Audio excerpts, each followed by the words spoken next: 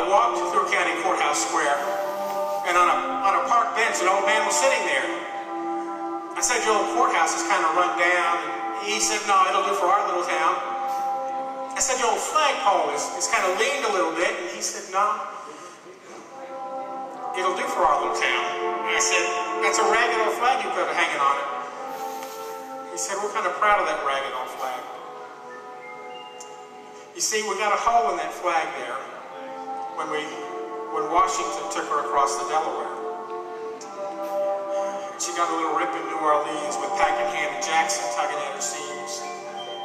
She got a little powder burn the night that Francis Scott Key sat up watching it and writing, "Oh, say, can you see?"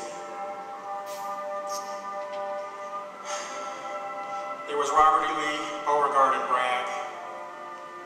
And the south winds blew hard on that ragged old flag. On Flanders Field in World War I, she took a bad hit from a Bertha gun. She turned blood red in World War II. And she hung limp and low by the time that one was through. She was in Korea, Vietnam. She went where she was sent by her Uncle Sam.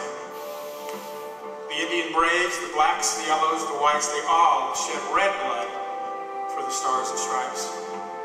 In her own good land here, she's been abused, she's been burned, dishonored, denied, and refused. And the very government for which she stands has been scandalized throughout the land. She's getting threadbare, she's wearing kind of thin, but she's in pretty good shape for the shape she's in. She soared to the moon on Apollo 11. She's hung at half-mast for the Challenger in Columbia 7. She's been through the fire before, and she can take a whole lot more. She waves from our ships upon the briny foam, and she's waving once again right here at home. But you don't see her in some countries unless she's burning in the street, some fanatical foreign leader plotting her defeat. She's been cursed, and she's been spat upon in freedom's endless fight. She may be torn and tattered, but in the dawn's early light, when the smoke clears, she'll still be there for a bleeding world to see, holding out the sacred promise that we're all born to be free. On 11 September 2001, as she waved proudly in the rising sun, she was attacked by gutless cowards who demolished the Pentagon, who brought down the towers.